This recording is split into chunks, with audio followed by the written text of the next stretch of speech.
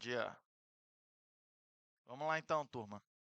Outro dia eu percebi que eu sempre começo a minha aula assim, e aí. Então agora tudo quanto é palestra que eu faço, que eu vou. Quando alguém fala, não, tá gravando, eu falo. Então vamos lá, turma. Virou meu bordão. Tipo meu bordão. Então vamos lá. Antes de eu começar. Não, você faz seu pitch depois aí. Eu só vou passar aqui enquanto o pessoal. é, O que que eu vou precisar que vocês tenham aí na máquina para depois o Lucas faz o pitch dele enquanto vocês baixam.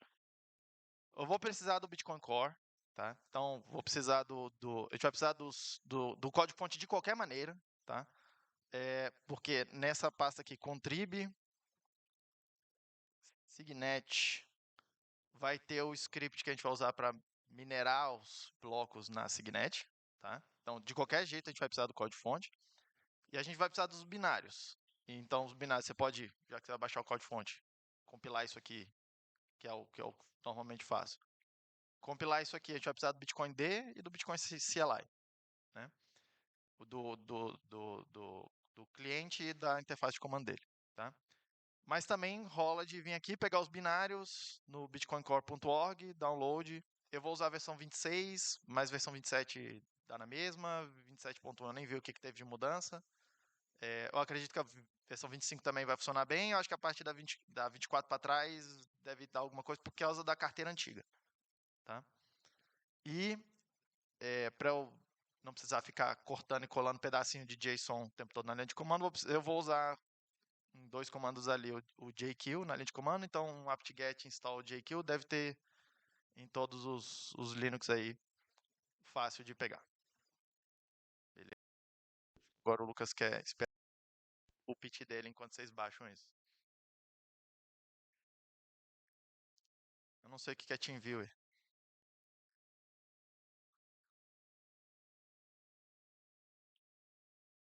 O display está compartilhado? Está espelhado.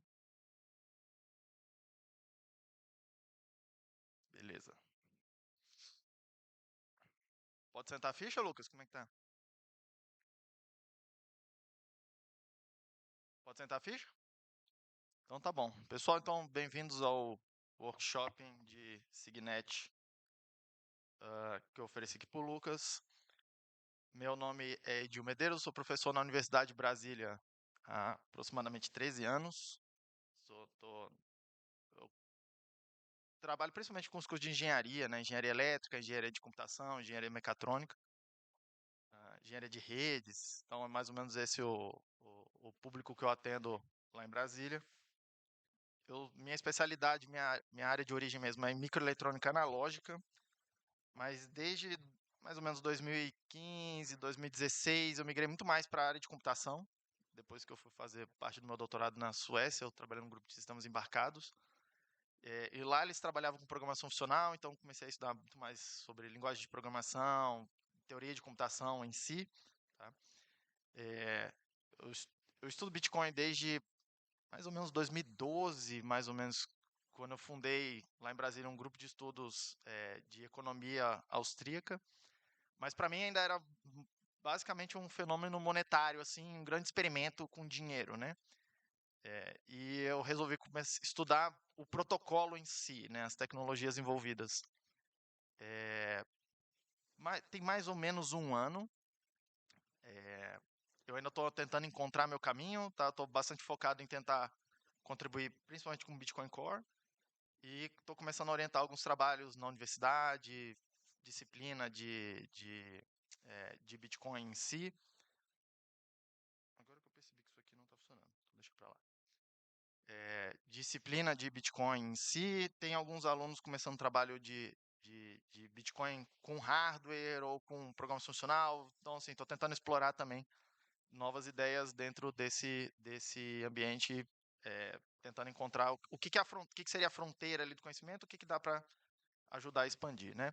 Meus contatos estão aqui, vocês conseguem me encontrar. Em particular, no meu canal do YouTube tem gravação das minhas aulas de tudo quanto é coisa, tá? De eletrônica, de lógica digital, de programação funcional, desde 2019, de antes da pandemia. Então, tem bastante material lá para quem se interessar também. Eu não posso deixar de fazer meu jabá, né? E o nosso objetivo aqui hoje é fazer uma Signet, tá? Pra gente fazer subir a Signet, vocês vão ver que é uma coisa assim de mais ou menos uns 5 a 10 minutos assim de comando, tá? Então, para não ficar muito sem graça um workshop de, sei lá, 10 minutos, eu resolvi colocar uma parte, entre aspas, um pouco mais teórica aqui no começo, tá? Para explicar um pouco melhor o que exatamente está acontecendo ali por baixo dos panos, e aí eu separei em duas partes, tá? Uma parte que talvez seja um pouco mais básica para um pouco da turma que está aqui, que vamos falar um pouco de como é que o consenso acontece em torno da cadeia de blocos, tá? É, e regras de validação e como é que isso leva a gente a ter um certo consenso e para que isso serve. Depois disso, vamos falar mais especificamente do BIP 325, que é a especificação da Signet.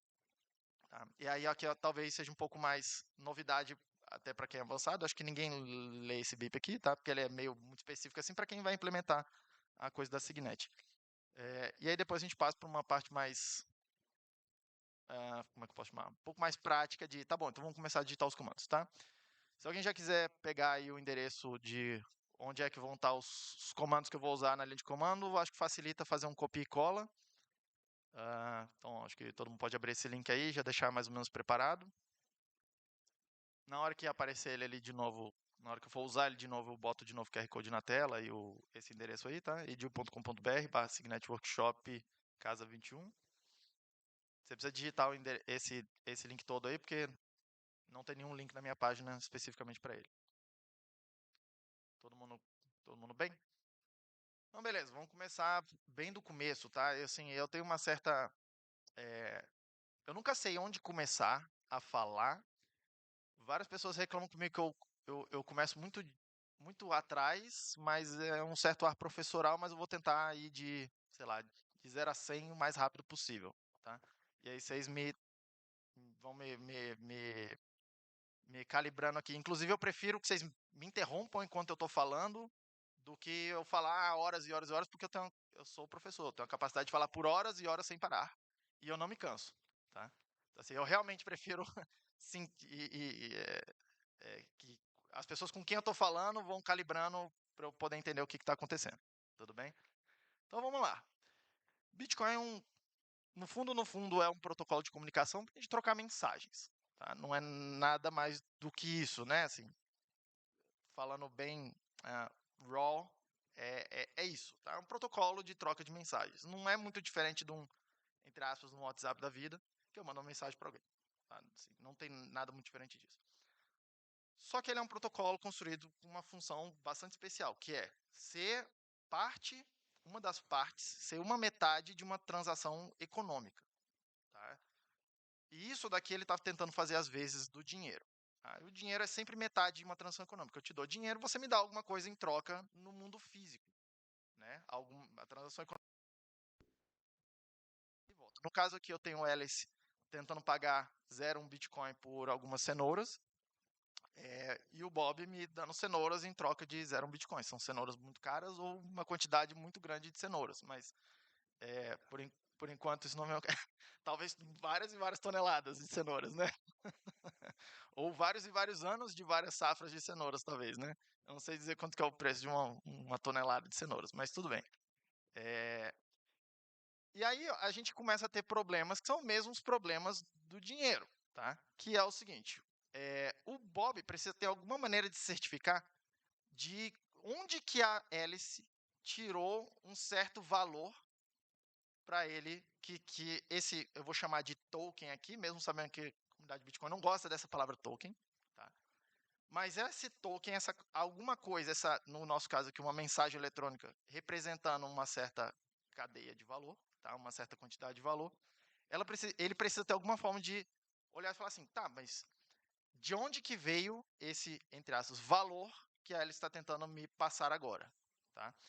Quando a gente tem o dinheiro físico, é muito óbvio, assim, porque eu tenho uma moeda de ouro e aí eu posso tentar verificar que aquilo é ouro mesmo e tem uma certa quantidade de trabalho que foi realizada no passado para obter aquela moeda, para obter aquele ouro, para fazer a moeda, aquela coisa arada toda. Quando a gente tinha dinheiro físico, um papelzinho, tá? No começo, os bancos emitiam isso, e aí eu tinha alguma coisa ali naquela nota que me dava uma certa garantia de que alguém foi no banco, depositou um ouro ou prata ou alguma outra coisa, tá? E o banco emitiu aquele certificadozinho e a gente confia no banco, de certa forma, tá? E eu consigo verificar porque eu tenho um papelzinho na minha mão falando, assim, eu consigo olhar e ver se aquele papelzinho é falso ou não, até uma certa medida.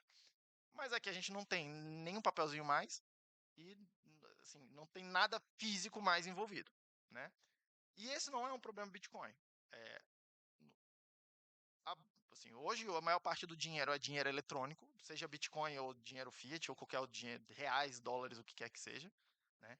E a gente passa a ter esse problema. E o banco é de certa forma, um garantidor de que eu mando uma mensagem para o banco quando eu quero pagar o Léo, por exemplo, eu mando uma mensagem para o banco manda uma mensagem para o Léo, e o Léo confia que quando ele recebe mensagens do banco falando, não, você está recebendo fundos, vem de uma certa autoridade onde a gente tem uma certa confiança de falar assim, não, tá bom, então eu realmente devo ter esses fundos.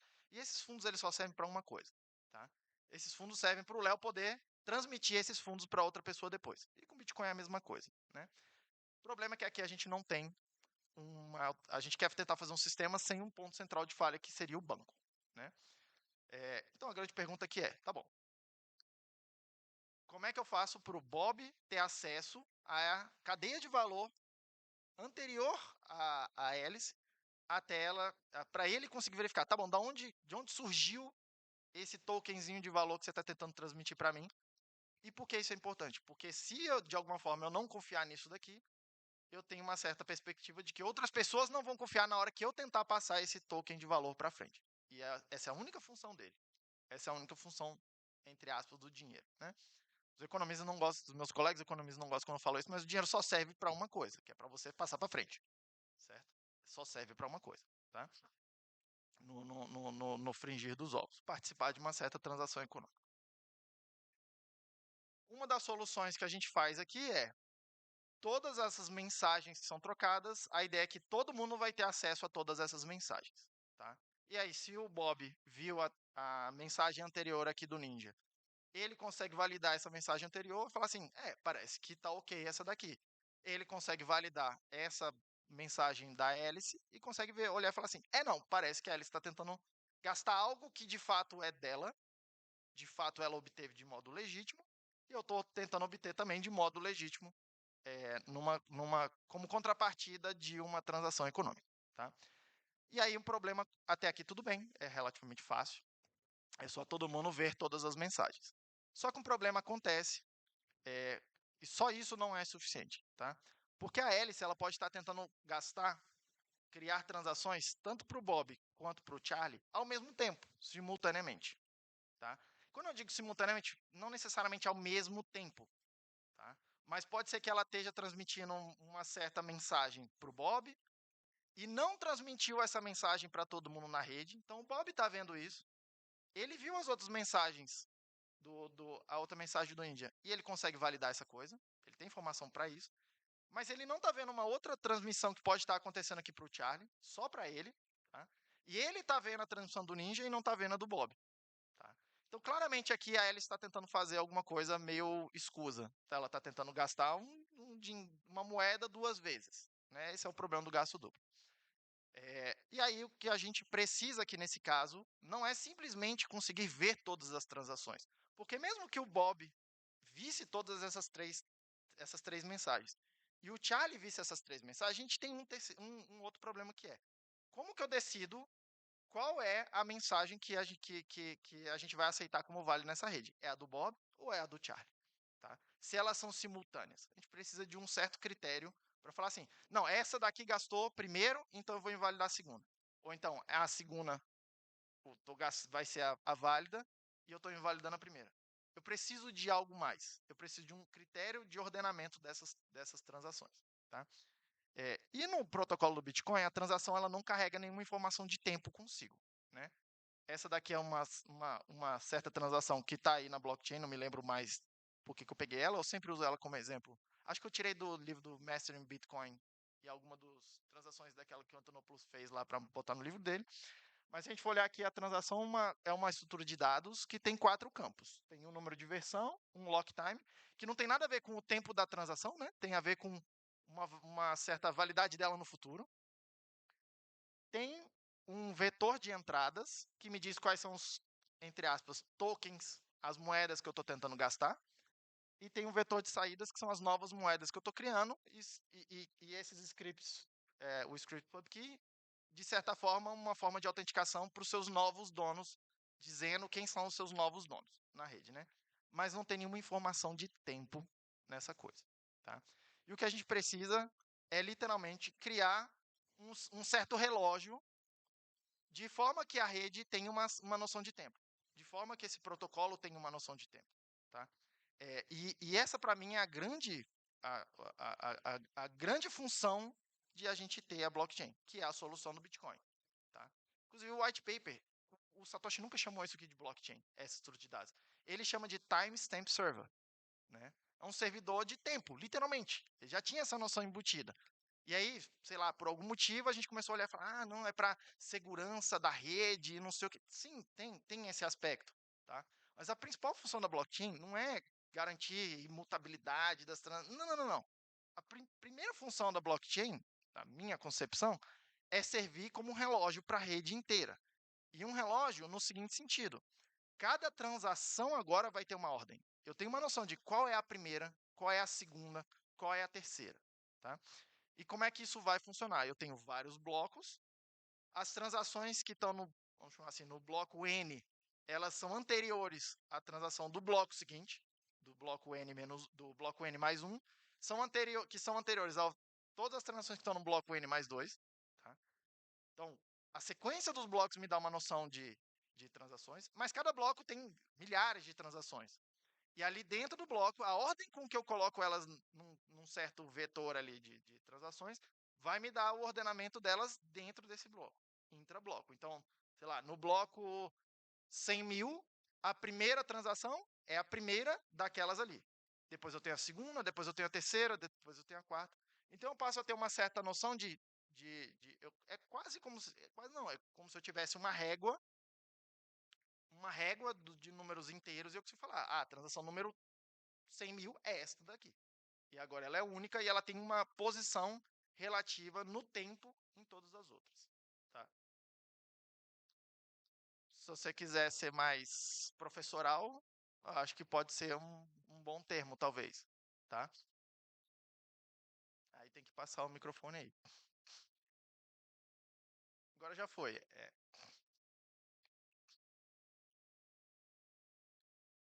Ah, eu não lembro a pergunta, foi muito inteligente para mim. Então essa é a função primeira da blockchain. Eu, inclusive tuitei aí tipo que esses dias que a blockchain ela, ela não é um banco de dados, simplesmente para armazenar as transações. Ela é um relógio. Eu não preciso de uma blockchain para armazenar as transações. Inclusive os full nodes da rede, eles pegam as blockchains e criam um banco de dados e mantêm um banco de dados local das transações. Assim, e aí começam coisas, né? Do tipo, eu tenho uma blockchain que centralizada em algum banco, sei lá, o Drex vai fazer, o Banco Central vai fazer uma moeda com a blockchain. Eu falo, tá, legal, mas qual vai ser a função dessa sua blockchain no sistema? É servir como um relógio ou é fazer uma outra coisa? Tem inúmeras soluções melhores do que isso, do ponto de vista computacional, tá?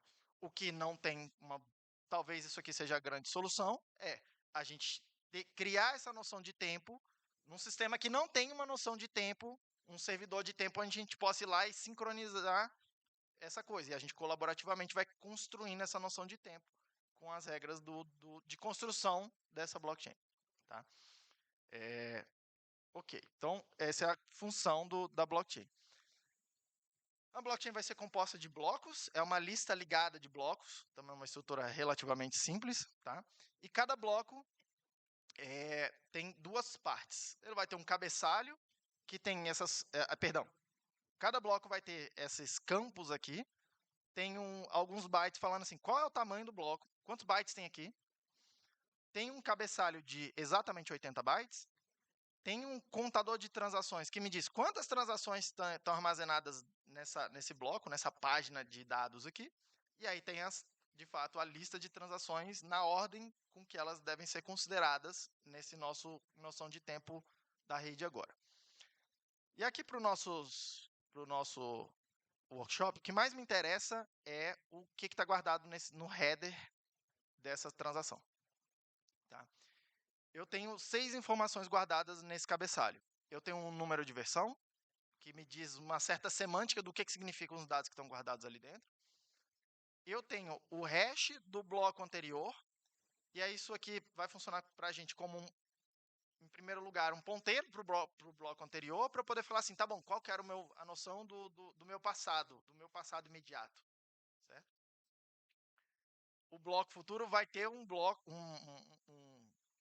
uma informação aqui, esse hash do bloco que eu estou construindo hoje, e aí eu consigo saber quem é o primeiro, quem é o segundo, e ordenar essa coisa toda, e ordenar essa coisa arada toda. Isso aqui, esse hash especificamente, ele me dá algumas garantias adicionais. Tá? Ele me dá umas garantias de invalidar um bloco do futuro se eu mexer em algum dos bits do bloco do passado. Tá? Porque se eu mexer em algum bit do bloco passado, esse hash vai mudar. Se eu mexer um único bit em qualquer lugar do passado, esse hash vai mudar. O meu bloco passa eu preciso recalcular esse bloco aqui. Eu preciso mudar algum bit aqui também nesse bloco. Tá? Então isso aqui me dá uma certa garantia, que vai me construindo essa noção de imutabilidade das transações que estão no bloco. Mas repare que isso é uma questão um pouco... Não estou dizendo que não seja relevante. É também uma parte essencial do sistema. Mas é mais infringente em relação à função dele ali, que é de servir como um relógio. Tem meu mouse? Ah, não veio o mouse. Tá. Próxima informação que eu tenho ali é uma Merkle Root. E aí a Merkle Root é um hash que está ligado às informações de todas as transações que estão ali e com a ordem com que essas transações estão ali. Tá? Se eu mudar as transações que estão no bloco de ordem, eu também mudo a informação que está nesse campo aqui do bloco, do cabeçalho do bloco. Depois disso, eu tenho um timestamp, que é de fato um timestamp, vamos chamar assim, do mundo físico, ou alguma relação com esse timestamp do mundo físico. E aí a gente tem algumas regras, porque cada nó tem uma noção local de tempo que a gente chama wall time, né, da parede assim que ele está vendo. Então a gente admite um certo slack, eu nunca consigo traduzir essa palavra. A gente admite um certo erro, uma folga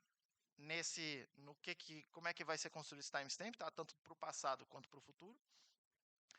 A gente tem um target de dificuldade que vai estar relacionado com a ideia de prova de trabalho, que está relacionado com um certo esforço que a gente precisa executar para construir um bloco válido. Tá? E por fim eu tenho o nonce, que é o que a gente vai ficar em princípio, eu acho que é o que o Satoshi pensou, eu só preciso desses 4 bytes aqui para ficar calculando uma certa prova de trabalho, e eu acho que ele subestimou a dificuldade. Claramente ele subestimou a dificuldade que isso poderia chegar, né? Hoje a gente esgota esse nonce aqui no cálculo da prova de trabalho em milissegundos. Né? Então, assim, é quase uma piada. Tá? Então, eu tenho esses 6 campos que eu preciso construir. Além de ordenar as transações que eu estou incluindo no bloco, mas é simplesmente copiar, concatenar os dados das transações na ordem com que elas me interessam. Mas isso aqui é onde eu preciso calcular alguma coisa. E aí eu tenho, em essência, 6 regras. Claro que tudo em software é muito mais complexo, né? Mas em essência eu tenho 6 regras de validação, tá? Para dizer que um certo bloco é válido. Eu preciso que o bloco seja sintaticamente válido, ele tenha todos aqueles campos e exatamente aqueles campos e daquele jeito, eu tenho que conseguir parsear isso aí, essa coisa arada toda. Todas e cada uma das transações que eu incluir nesse bloco tem que ser válidas, e aí tem certas regras de validação dessas transações também. Os scripts têm que ser válidos, a sintaxe tem que ser válida de cada uma das transações. O timestamp que eu incluí no bloco, ele tem que ser alguma coisa entre a mediana de tempo dos últimos 11 blocos, tá? Então é o máximo que eu posso andar para o passado, ou até 2 horas no futuro. Então essa é a folga que eu tenho para gerar esse timestamp e colocar aqui no bloco, e até para ter tempo de gerar o bloco, propagar isso e os outros nós verem e falar, beleza, está mais ou menos na faixa que a gente admite. O peso do bloco tem que estar dentro de certos limites, e o peso é uma medida do tamanho em bytes desse bloco. Tá? Não é exatamente o tamanho em bytes, porque aí tem aquela coisa de SegWit, tem alguns bytes que, entre aspas, pesam mais e outros bytes que pesam menos. Então tem uma certa conta que precisa fazer, mas ela está ligada com a noção de quantos bytes eu admito e eu tenho um limite de bytes que eu vou admitir no tamanho desse bloco. Originalmente era um megabyte físico, hoje em dia são 4 mega pesos, né? Esses virtual bytes aqui, que é medido nesse peso, que dá mais ou menos na média uns 3,5, alguma coisa entre 3,5 e 8 é o que a gente tem visto na média os blocos desde então, né? Acontecendo, tá? Megabytes. A primeira transação do bloco, e somente a primeira, é uma transação especial que a gente chama de Coinbase Transaction, tá? E ela tem regras especiais, porque é ela que vai criar uns novos tokens dentro do sistema, e esses tokens servem como um incentivo para a mineração. Tá? E essa também é a transação que recolhe taxas que todo mundo que está transacionando pode escolher pagar. Dinheiro que ele pode escolher deixar na mesa e o minerador, quem vai validar isso aqui, quem vai criar esse bloco, pode recolher essas taxas também via Coinbase Transaction. E essa Coinbase Transaction é onde a gente vai mexer para criar as regras da Signet. Tá? A gente vai adicionar alguma coisa a mais no que a gente vai exigir dessa Coinbase Transaction. E por fim, o hash do cabeçalho desse bloco que eu estou construindo, ele tem que ser, ele vai dar um número, eu posso interpretar isso como um número de 256 bits, esse número tem que ser menor do que o target que eu estou procurando de dificuldade da rede. E aí a gente tem regras também para calcular esse target. A cada 2016 blocos a gente atualiza isso, então tem uma regra de como é que vai ser a atualização desse target. E essa regra 6 aqui é o que garante que vai ser suficientemente difícil calcular esse bloco, porque a ideia é que eu não fique criando blocos toda hora, que eu de fato eu tenha algum alguma contrapartida física no mundo físico, no mundo econômico para criar o bloco, tá? E é isso que vai criar uma certa noção de escassez dentro do sistema. A gente tem uma certa escassez de blocos. É difícil criar um bloco, ok? Não é exatamente escassez de, tem também essa noção de escassez de bitcoins, né, de moedas, é tal dos 21 milhões, tá? Mas antes de ter essa escassez de moedas, eu tenho uma escassez de blocos. Eu não consigo criar bloco de qualquer jeito. Eu não consigo criar bloco a qualquer momento. Eu realmente preciso fazer um esforço para criar blocos novos, tá? E aqui também está uma certa inovação de usar, uma forma inovadora de usar essa ideia de uma prova de trabalho, tá? De requerer que eu faça algum trabalho físico para construir algo digital, tá? Que introduz algo que é meio novidade, assim, também, né? O Bitcoin é cheio de pequenas novidades que juntas formam tem sinergia, né? Ok. Na hora que eu estiver construindo um bloco, eu tenho um certo grau de liberdade para movimentar alguns bits, tá? Para poder atender a regra número 6. Eu posso mexer tanto no número de versão, e de fato os mineradores eles mexem no número de versão, tá? Eu não posso alterar o hash do bloco anterior, porque senão eu estou tentando montar um bloco em cima de algum outro bloco, tá? Então isso para mim é meio estático. Eu posso mexer na Merkle Root, e aí eu mexo na Merkle Root fazendo ou trocando as transações que eu estou incluindo no bloco, ou reordenando essas transações, ou mexendo nos dados que tem naquela primeira transação na Coinbase Transaction. Então ali a gente tem algum grau de liberdade ainda também para mexer em alguns bits. Tá? Só que mexer aqui me dá um pouco mais de trabalho do que mudar um bit num bit de versão e sair calculando outro hash. Tá? Aqui eu preciso calcular um monte de hash de novo para reconstruir essa estrutura. Então custa mais mexer na Merkle Root. Eu posso mexer no timestamp, que é relativamente barato, né? Eu posso, sei lá, estou tentando calcular o bloco aqui, eu falo, vamos botar um segundo a mais, um segundo a menos, ou alguns segundos a mais, alguns segundos a menos, a gente tem um certo grau de liberdade por conta daquele slack que a gente admite no tempo. O target eu não tenho um grau de liberdade para mudar, ele é fixo, ele segue uma regra fixa, eu não tenho como mexer. E eu tenho o nonce, só que o nonce é um espaço de busca muito pequeno, são só 4 bytes, são só 32 bits. Tá? Mas é o elemento básico que a gente vai ficar mexendo para ter uma certa variabilidade nesses cabeçalhos para tentar encontrar um hash válido e fulfill, né? Tipo, como é que eu traduzi? Hã? Preencher, né? Tipo, o requisito da prova de trabalho. Tá? Esse é o básico de atender os requisitos daquela regra ali. esse é o básico do que está acontecendo o tempo todo na rede. Tem milhares de nós tentando minerar. Na verdade, não milhares de nós, né? Tem alguns nós que a gente chama de pools e elas têm milhares de máquinas tentando calcular um bloco válido. Repare que ela não está tentando calcular um hash válido, ela está tentando calcular um cabeçalho válido que tem um certo hash, e é por isso que ela precisa ficar calculando esse hash, que é uma operação relativamente custosa, né? E é isso que está acontecendo o tempo todo na rede. E esse é o mecanismo de sincronização. E onde é que entra a Signet nisso? Tá? Na Signet, a gente vai criar uma regra adicional naquele consenso ali, que a gente vai chamar de desafio da Signet. Tá? Então, a Signet vai precisar, um bloco válido na Signet vai precisar seguir todas aquelas regras, são exatamente as mesmas regras da mainnet. E a ideia da Signet é ser uma cópia da mainnet, só que com uma regra adicional que não permita que qualquer um minere. A gente vai fazer um esquema de emissão desses blocos centralizado. É literalmente uma rede centralizada. Tá?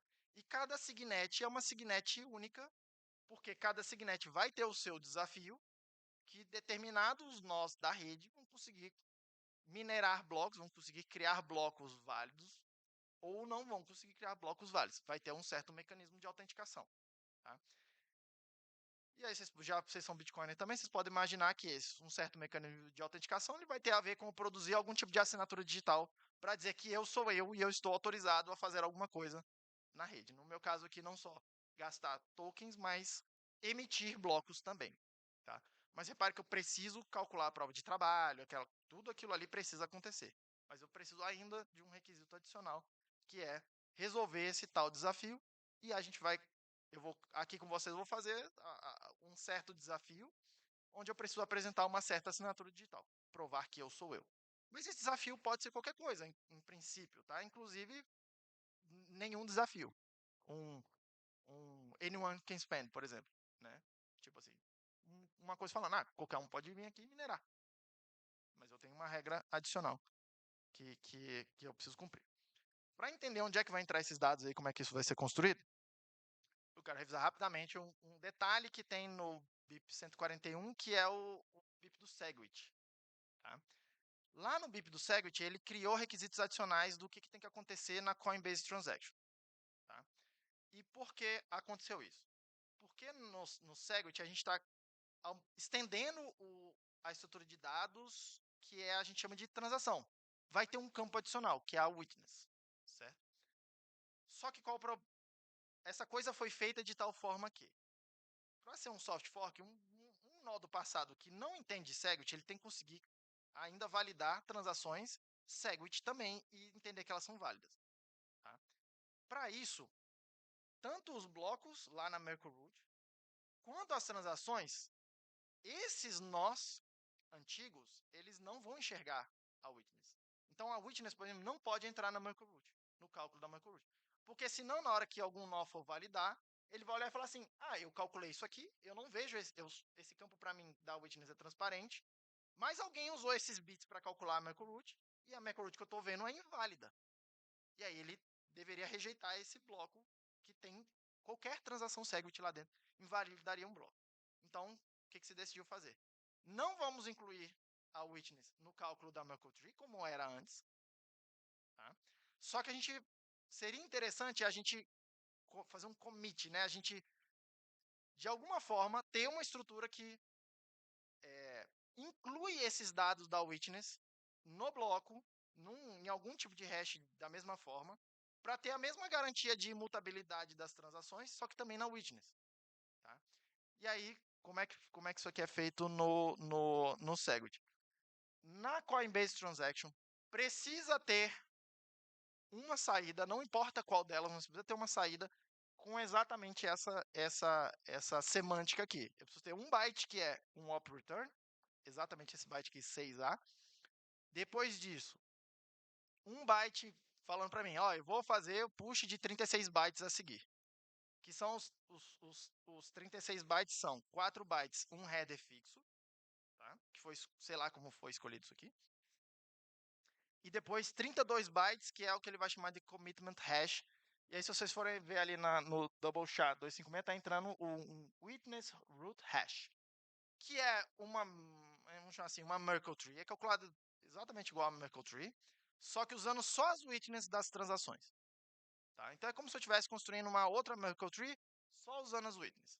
Se vocês forem reparar que eu também tenho um Witness Reserved Value, que é concatenado com isso, mas no BIP 141, que é esse soft fork da Segwit, ele não definiu nenhum uso para isso, nenhum byte, então hoje não se adiciona nada, mas tem uma previsão lá de, no futuro, se a gente resolver fazer um upgrade disso aqui, a gente tem essa, meio que um campo adicional que a gente pode botar alguma informação ali e mudar a semântica do que significa esse commitment, tá? E aí, repare, eu tenho mais 39 bytes depois disso de dados adicionais que não tem nenhum significado de consenso. E na hora que eu estou minerando blocos, eu posso usar esses 39 bytes para aumentar a variabilidade dos meus cabeçalhos do bloco. E de fato, os mineradores usam isso aqui, tá? Quando você vai ver os blocos hoje na prática, em algum lugar aqui eles colocam uma string com o nome da pool, né? Então, é meio que assim que a gente sabe se a pool quiser se identificar, lógico, né? Que a gente sabe qual foi a pool que minerou essa coisa aqui. E ele tem ainda vários bytes aqui, um espaço razoável para mexer nesses bits aqui, meio que como ele quiser, e aumentar a variabilidade dos headers que ele está construindo e dos hashes que ele consegue explorar, sem mexer muito mais coisas, né? Beleza. Onde é que vai entrar dados da Signet? Eles vão entrar mudando o significado desses 39 bytes adicionais. Desses 39 bytes que são totalmente opcionais, que não tem nenhum significado. Na Signet, eu vou requerer que eles tenham uma certa estrutura. Esses 39 bytes precisam incluir mais alguma informação. Tá? E a informação é exatamente essa. Alguma certa quantidade de bytes falando assim, ó, eu vou fazer um push numa... Eu tô adicionando x bytes, no caso aí, 4 mais x mais y. Esses campos x e y aqui, eles são variáveis porque eles dependem de qual é o challenge da Signet. Tá? Mas vou dizer, ó, eu estou colocando mais tantos bytes. Depois disso, tem um header fixo, que é o header da Signet, tá? Um magic number aqui, que é esse ECC7DA2, sempre vai acontecer isso. Depois disso, eu vou colocar na serialização um script sig, quantos bytes sejam, tá?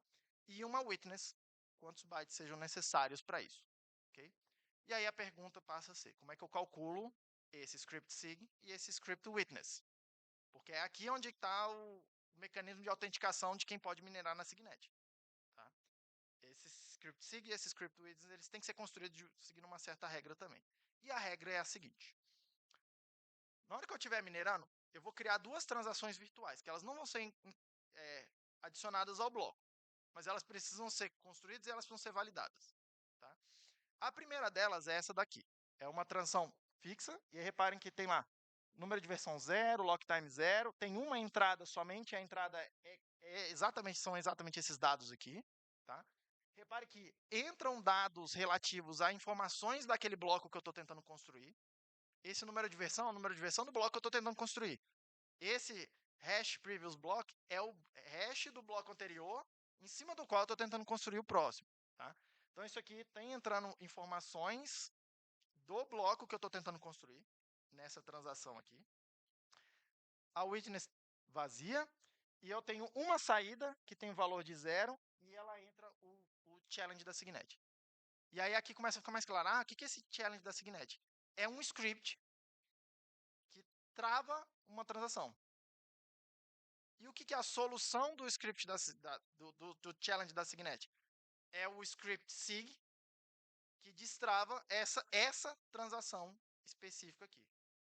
E aí, de novo, essa transação vai ser construída, ela precisa ser validada, mas ela não vai ser incluída em lugar nenhum, eu só vou jogar fora depois. Tá? Só vou usar isso para o processo de validação da Signet. O minerador ele precisa construir ela, por quê? Porque depois ele precisa construir essa outra transação, que é a transação que gasta aquela primeira, que também não vai ser incluída em lugar nenhum no bloco, mas ela precisa ser válida de acordo com a primeira. Tá? E aqui, ó, eu acho que isso é um jeito muito Bitcoin de fazer as coisas, né? De na hora que eu precisar autenticar, na hora de precisar calcular alguma coisa, usar o mesmo mecanismo de scripting de validação o exato mesmo mecanismo para fazer todo tipo de autenticação em inúmeros pontos do sistema, certo? Então, assim, eu achei isso aqui meio complicado na primeira vez que eu vi, confesso a vocês, mas hoje eu tenho uma certa apreciação sobre isso, né? Por quê? Porque a gente realmente, de um ponto de engenharia de software, a gente pode gastar muito esforço nessa peça específica de que valida os scripts e as transações, e a gente passa a usar isso para tudo, apesar de parecer mais convoluto, né? Ah, eu preciso criar uma transação, essa transação não aparece em lugar nenhum, então sim, mas é barato criar uma transação, né? E a gente já tem um mecanismo de software, um módulo de software que é bastante esperto e é bastante otimizado, e a gente já encontrou muitos bugs, já corrigiu muitos bugs ao longo do tempo. E aí a gente está tentando o tempo todo reaproveitar esse módulo de software. Então, me parece uma. Hoje, sim, eu tenho uma certa apreciação por isso. O que essa transação precisa ter? Ela vai ser exatamente esses campos aqui, o número de versão 0, lock time 0. Ela tem uma entrada, que é a entrada, aquela transação anterior que a gente criou. Vai ser a transação que eu estou tentando gastar. O N0, o índice 0, porque ela só tem uma saída, a saída 0. O número de sequência 0. E aí eu preciso apresentar o script sig, e eu deixei aqui sig script errado, porque é assim que está no BIP. Não fui eu que errei, eu deixei exatamente como está na documentação. Mas eu preciso apresentar um script sig que eu preciso produzir, e uma witness que eu preciso produzir, e essas duas coisas juntas tem que destravar, tem que ser um spending válido daquela transação anterior, daquela transação virtual anterior. E ela vai ter exatamente uma saída, que é valor 0, e um op return. Tá? E aí, nesse processo, eu preciso produzir duas informações. O script, que eu preciso colocar ali, e a witness que eu preciso usar para fazer o spending dessa transação virtual. E essas duas informações aqui é o que vão para a Coinbase Transaction que a gente viu. São os dois dados que eu preciso adicionar na Coinbase Transaction. Tá? E aí, depois disso produzido, eu jogo tudo fora. Vou minerando lá meu bloco. Na hora que eu encontrar uma prova de trabalho válida, eu transmito isso. E aí o validador consegue reconstruir isso aqui. Por quê? Porque ele consegue reconstruir aquela transação, o to spend, aquela primeira transação virtual. Porque ele tem os dados do bloco que eu entreguei para ele. Ele consegue produzir essa transação aqui, reconstruir ela. Por quê? Tudo ali é constante. O SIG script e a witness estão na Coinbase Transaction, que a gente forneceu para ele. Ele consegue reconstruir essas duas transações e consegue validar como um spending normal de transações. E aí isso entra na regra, no processo de validar um bloco ou não validar, ou invalidar esse bloco. Tá? Esse é o mecanismo adicional da Signet. Tá? É isso que vai acontecer lá por baixo dos panos. Tudo bem? Por fim, a última mudança é a seguinte. As mensagens que vão trafegar na rede, elas têm uns primeiros bytes que são um magic number. Tá? Que é meio que para identificar que é aquela mensagem que eu estou recebendo. Porque um nó de Bitcoin, ele está aberto, assim, ele está aberto na rede. Qualquer um pode ir lá e mandar bytes para ele, em princípio. Né? Agora a gente tem versão V2 com cifragem, decifragem, aquela coisa toda. Mas, em princípio, é tudo plain text, as mensagens na rede. Então, meu nó pode estar recebendo, inclusive, uma fonte de ataque, né? Alguém tentando me fludar com mensagens na rede, tá? Os primeiros bytes ali dessas mensagens, eles têm eles são um magic number para identificar, não, isso aqui é uma mensagem, pode ser que seja uma mensagem de Bitcoin ou não, tá?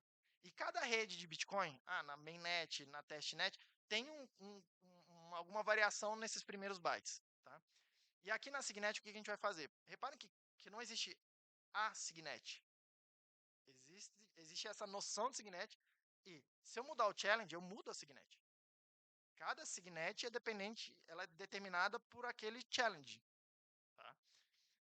Isso é, de certa forma, um problema, porque a gente quer identificar isso também nas mensagens de rede. E aí o mecanismo adicional, mudança que vai ter a gente vai pegar o script, que é o desafio da Signet, vai fazer um double SHA-256 com a concatenação entre o tamanho do script e o script, E aí isso vai me dar um certo hash. E eu vou pegar os primeiros 4 bytes desse hash. E isso aqui vai ser o magic number da mensagem que eu vou mandar para algum nó. Tudo bem? E aí isso facilita o nó qualquer de estar recebendo uma mensagem. Eu olhar e falar assim: ah, eu tô esperando dados dessa signet, então eu espero ver esse byte aqui no começo sempre. Exatamente. Só que isso para as mensagens que vão trafegar na rede. Tá? E aí isso permite, facilita que essas mensagens que são específicas dessa minha signet trafeguem exatamente nas mesmas portas, nos mesmos nós, sem nada, sem nenhum hassle, né? Porque o nó que não está esperando ver nada da minha signet vai olhar isso aqui e falar: ah, esse magic number seu aqui tá errado, eu só jogo fora. Não me interesso por aqueles dados. Mas se eu tenho um certo nó que de fato está tentando operar nessa minha rede específica, ele está esperando, ele sabe calcular isso aqui e ele está esperando uma sequência bastante específica. Tá? E aí, repare que ele vai invalidar dados da mainnet, por exemplo. Tá? Então ele sabe, eu estou operando nessa rede específica. Então tem que ter esse cabeçalho específico. Diga. Alô? Alô? Tá ouvindo?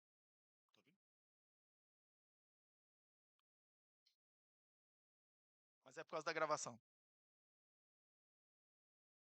Então, acho que eu perdi um pouquinho o challenge, que eu acho que é o fundamental aí, né? Você É. vai concatenar o tamanho dele e ele próprio Ah, para poder e depois pegar os 4 bytes.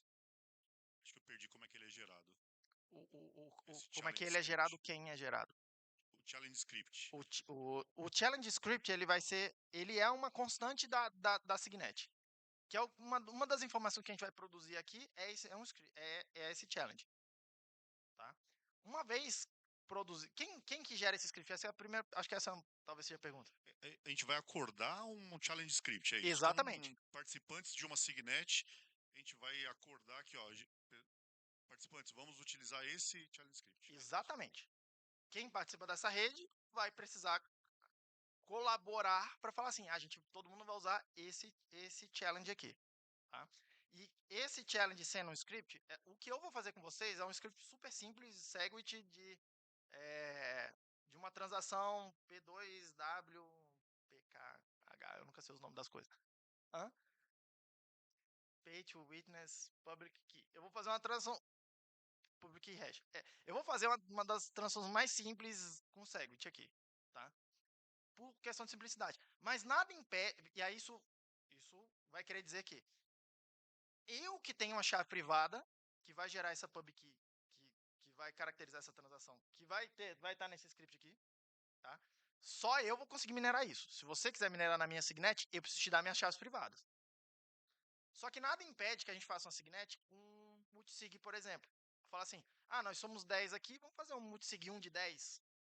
E aí qualquer um de nós pode minerar, por exemplo. Porque qualquer um de nós vai conseguir fazer uma transação que proveu uma assinatura válida, certo? A gente acorda aqui quais são as pub keys e que a gente vai colocar nesse multisig. Qualquer um de nós consegue minerar. A gente pode fazer um outro esquema, do tipo, sei lá, vamos fazer um multisig 3 de 10, ou sei lá, qualquer outro arranjo. Repare que a gente só está limitado pela nossa criatividade e a capacidade de expressar contratos no script do Bitcoin para fazer a autenticação da Signet. Tá? Então isso aqui me dá o exato mesmo poder de expressão, de lógica, de autenticação que a gente tem nas transações. E repare, a gente dá uma certa discussão que até hoje a gente não sabe dizer o que a gente não sabe fazer com o script de Bitcoin. Algumas coisas a gente acha que não consegue fazer, tipo covenants, não sei o que, tá essa discussão, certo? Então, assim, tem uma certa fronteira. Mas, cara, tipo, é bem longe, assim, essa fronteira do que a gente consegue fazer coisas muito interessantes, já com o script do jeito que ele é, certo? Tudo bem? Inclusive, isso aqui nada te impede, tá, de ir lá, clonar o repositório do Bitcoin, mudar uma string lá com o nome, em vez de Bitcoin Core, chamar de, sei lá, Edilcoin, a gente tava fazendo a piada aqui com o Joãozinho ontem aqui, eu testando com ele, fazer um meme coin qualquer, tá? Aí falar assim, vou subir aqui minha extensão Signet, eu vou minerar, eu sou, sei lá, entre aspas, Ethereum, eu vou minerar, se você quiser minerar, ou então eu crio, sei lá, umas 100 chaves ou 1000 chaves, eu falo assim, ah, você quer minerar também? Me paga tanto, eu te dou uma dessas chaves e aí você passa a participar da mineração, por exemplo, na minha moeda. Tá? Eu posso fazer um meme coin aqui, tipo, fácil aqui a partir disso. Uma meme coin centralizada, percebam. Tá? É, claro que o intuito disso aqui não é fazer isso, mas já que a gente já começou a andar por esse caminho, tá? Não façam shitcoin, crianças. Né? Não vão, não, como é que é? Não corram com as facas, né? Por aí. Tá? Não vai brincar com fogo, né? A ideia da Signet é a gente ter um ambiente cujas regras de validação elas são próximas, bastante próximas da mainnet, tá? Só que elas são mais organizadas, né? Eu tenho uma emissão mais controlada de blocos, porque tem certos nós autorizados a emitir blocos e não é todo mundo que está autorizado, como na testnet, por exemplo. Tá? E a testnet é meio mais bagunçado porque ela tem outras regras que são diferentes da mainnet. Elas têm regras de ajuste de dificuldade, por exemplo. Se ficar muito tempo se alguém sem minerar, porque pode acontecer, abaixa lá a dificuldade, o próximo bloco pode minerar com dificuldade e esse tipo de coisa. Tá? Aqui não tem nada disso. Tá? Aqui a solução é centralizar a rede. Tudo bem? Tem uma Signet que é pública, assim, né? Todo mundo acha que é a Signet. Eu não sei dizer, eu não parei, não fui para olhar qual é o challenge, o que é o script do challenge dela, tá? Eu realmente não parei para olhar, tá? Até porque quando eu uso isso aqui, o que eu quero fazer é subir uma rede Bitcoin para todo mundo poder brincar, quebrar e bagunçar e chegar no final do dia a gente deleta todos os arquivos, vamos embora para casa, ninguém fez mal nenhum para ninguém, tá? É muito barato subir descer uma rede nova dessa daqui. Beleza? Então vamos cada um aqui fazer a nossa Signet, tá? Lembrando aqui o link, acho que tá todo mundo com esse link aberto aí, tá? Vai levar para uma para minha página aí, todo mundo vê aí a coisa. Cada um sobe a sua. Eu acho que é interessante cada um subir a sua, até para você entender porque eu vou descrever aqui os passos lógicos, não só eu vou te passar os comandos, mas antes disso eu vou descrever os passos assim, durante isso eu vou descrever os passos lógicos que a gente está seguindo para criar isso, tá? Porque a gente precisa criar um script de Bitcoin e aí, tipo, eu tenho vários caminhos para criar isso. Eu posso ir lá na mão e fazer um script, né? Ou eu posso tentar aproveitar uma certa infraestrutura de software que já exista para eu criar alguma coisa, que é o que eu vou fazer com a gente. Então a gente vai subir um nó, vai criar endereços novos. Eu preciso de uma chave privada, como é que eu faço uma chave privada? Percebeu? Então, assim, eu tentei trazer aqui uma coisa que nesse intuito, né? De tentar ser bem fácil e rápido de subir, jogar fora e fazer outra. Tá? Mas, principalmente, entender as informações que precisam ser produzidas e mais ou menos a ordem com que elas precisam ser produzidas. Tá? Então é isso. Deixa eu... Pergunta.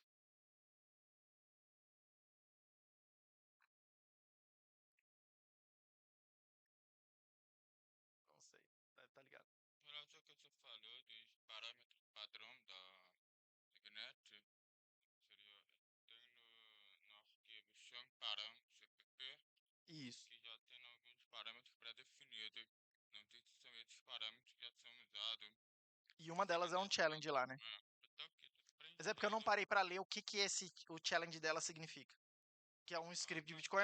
Eu não parei para ler esse script e ver, tipo, como é que eu autentico com esse script, né? Entendi. Como é que eu gasto alguma coisa que está aquela transação virtual que está travada com esse script? Eu não parei para ler ainda o que isso faz.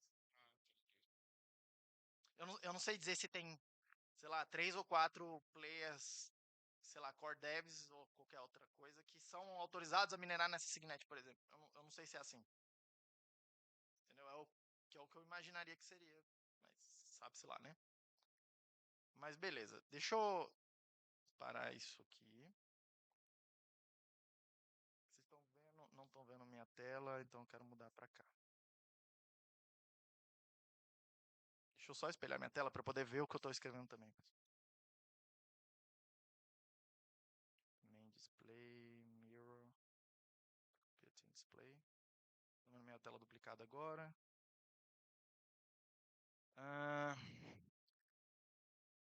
beleza.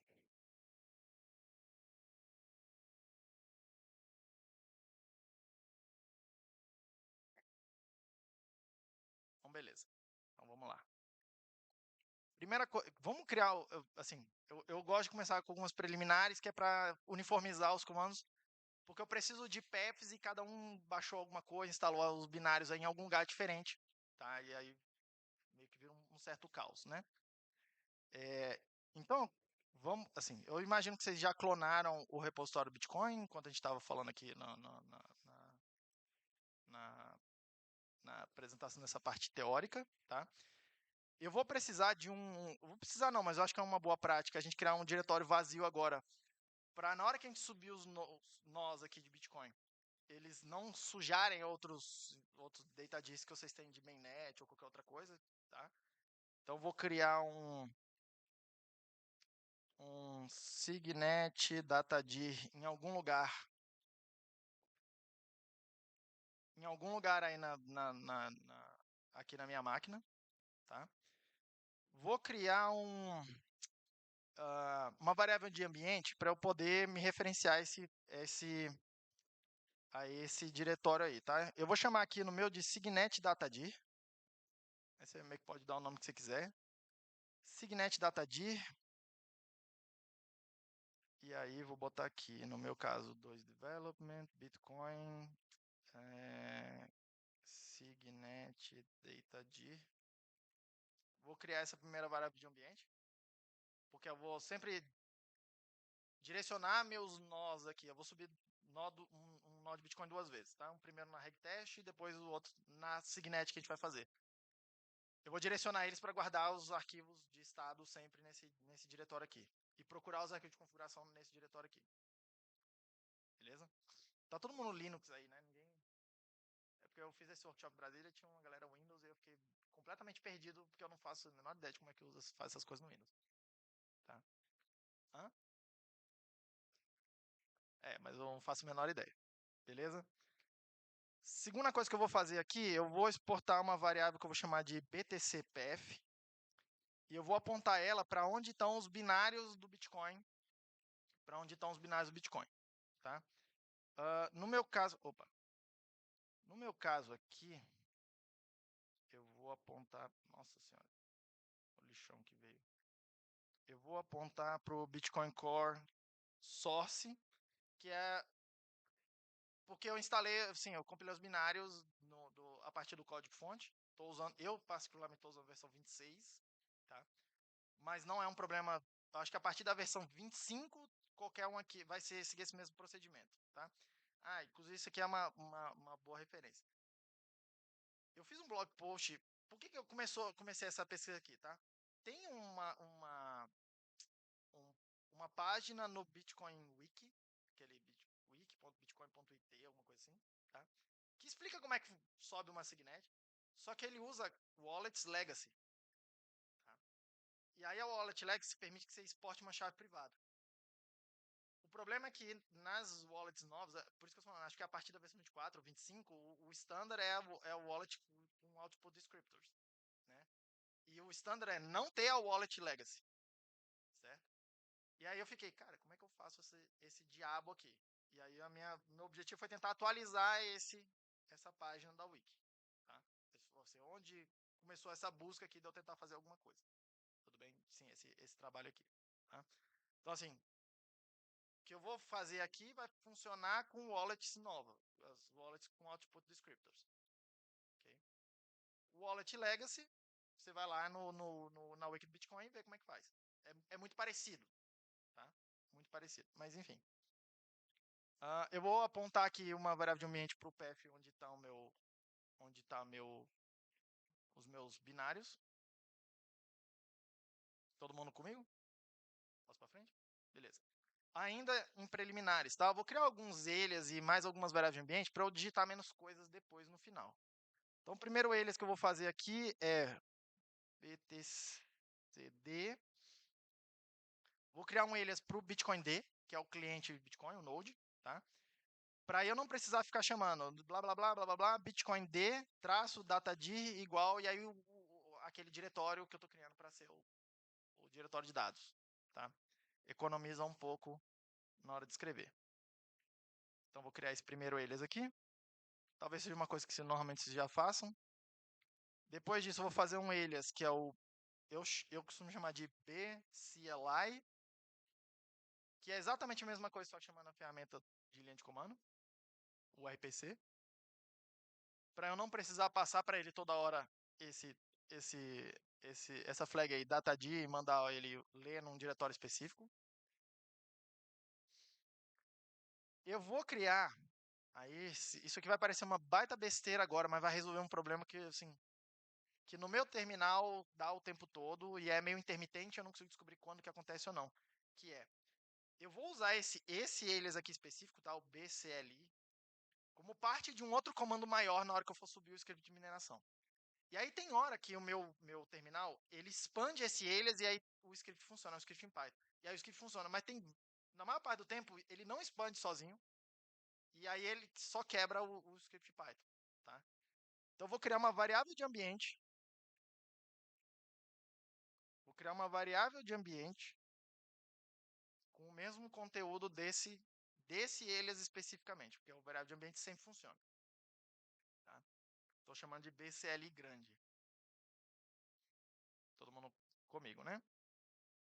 Eu vou fazer um alias pro script de mineração, tá? Então, alias, miner, blá, blá, blá. No meu caso aqui, eu estou apontando, como o meu path BTC está lá onde está o código-fonte, tá? Tá no /source lá do código-fonte, eu estou subindo um e estou indo para essa pasta aqui, contrib, signet, e lá dentro tem um script miner. É esse script que eu preciso apontar nesse próximo alias. Mas se tu pegou os binários e esse seu BTC path está apontando para um lugar diferente de onde estão os binários, manda apontar para onde está o código-fonte nessa pasta aí, contrib, signet, lá dentro tem esse script miner. Tá todo mundo comigo? Então, vocês são hardcore. Por fim, eu vou fazer uma última variável de ambiente que também é que eu também vou usar para chamar o script do minerador, tá? Eu vou chamar essa variável aqui de grinder e eu vou apontar ela para uma ferramenta que também vem lá nos binários, que é o Bitcoin útil, e ele é uma ferramenta, parece a CLI, né? Ela aceita vários comandos, entre as vários comandos, tá? Essa ferramenta aqui, Bitcoin útil, ela é feita para fazer tarefas que não precisam nem de um node, nem de uma wallet. Tá? Então, hoje ela só faz uma coisa, que é esse comando grind, que é calcular a prova de trabalho. Você dá para ela um block template e ele vai grind, né? Vai tentar mexer lá os parâmetros desse header que a gente comentou aqui, procurando uma prova de trabalho. Beleza? Esse script em particular aqui, tá? Oh, perdão, esse aqui não é um script, isso aqui é um programa mesmo que o AJ Towns subiu no mesmo merge lá quando ativou essa coisa da Signet no Bitcoin Core, tá? Eu descobri um bug, tem um PR aberto lá e eu agradeceria muito se vocês me ajudassem a revisar, que é o seguinte, essa ferramenta aqui, ela só minera mexendo no nonce do cabeçalho. Tá? O que não é um problema per se, se a dificuldade está baixa. Porque aqueles 32 bits do nonce vão ser suficientes para achar uma prova de trabalho quando você está operando na dificuldade mínima. Tá? Que é meio que o AJ fez quando ele fez esse script aqui. Vocês vão ver que ele regula o tempo com um delay. Posso até comentar aqui um pouco mais, vocês vão ver isso acontecendo. Tá? Ele regula isso com um delay mesmo, assim, ele para o script. Tá? Só que eu não tinha entendido como é que esse script era para funcionar, e aí eu meio que desativei, entre aspas, esse delay de software dele, porque eu queria ver a dificuldade subir, cara. Né? A gente sempre quer quebrar os negócios, né? Assim. Inclusive, é assim que a coisa vai melhorando, né? Você vai tentando quebrar a coisa e aí eu descobri que essa ferramenta aqui, na hora que a dificuldade está um pouquinho mais alta, tipo, minerando aí na CPU na minha máquina, está um pouco mais alta, ele esgota esse nonce, a minha máquina demora para esgotar esse nonce, mas ele esgota esse nonce sem encontrar uma prova de trabalho válida. E aí essa ferramenta aqui, ela vai terminar com um código de erro e o script que minera quebra. Aí eu tenho um PR aberto para olhar e falar assim, tá bom, se a ferramenta específica lá zerou o nonce, percorreu tudo e não encontrou, vamos recalcular, vamos fazer um bloco novo, um template novo, em vez de simplesmente quebrar o script. Vamos fazer um bloco novo, um header novo. No meu caso lá, eu atualizo o timestamp. Vamos fazer um bloco header novo e vamos tentar minerar esse outro cara e ficar coisando. É uma mudança relativamente simples, tá? Mas tem vários deve ter uns 5 ou 6 PRs resolvendo outros problemas relacionados a essa infraestrutura aqui, lá no Bitcoin Core, tá? Mas enfim, vou precisar referenciar isso aqui, passar essa ferramenta pro script, tá? Inclusive aqui, eu não preciso usar o Bitcoin útil para minerar, tá? Eu posso, por exemplo, ter uma mineradora mesmo, uma máquina de mineração mesmo, e aí ela tem algum programa que interfaceia com ela, e eu aponto para esse programa aqui. Tá? E aí o script lá em Python vai chamar esse programa e vai minerar com uma mineradora mesmo. Ou vai mandar para uma coisa que tem uma GPU, ou sei lá, qualquer outra coisa. É aqui que você muda onde que você vai, qual hardware que de fato vai minerar. Eu comprei um Nerdminer só para fazer isso. Tá? Vai falar assim, cara, deixa eu subir esse negócio aqui e tentar subir o Nerdminer ficar minerando na Signet pra mim. Que aí eu deixo na estante de casa lá e fica lá, né? Só pelo LOL também, né, cara? Tá? Beleza. Então isso aqui é o que a gente precisa, tá? Preliminares. Então a primeira coisa que a gente precisa fazer é criar a challenge da Signet, porque é isso que caracteriza a Signet, tá? Se a challenge da Signet é um script, eu preciso criar um script. Como é que eu vou fazer? E eu quero um script que eu vou, de novo, vou fazer um script mais simples possível, um script que só eu consigo criar a assinatura para fazer o spending daquele script, tá? Então os passos que eu vou seguir vão ser esses. Eu vou subir um node na regtest, que é a outra rede de teste. Eu vou usar o wallet, vou criar uma wallet lá, e aí isso vai me criar chaves privadas.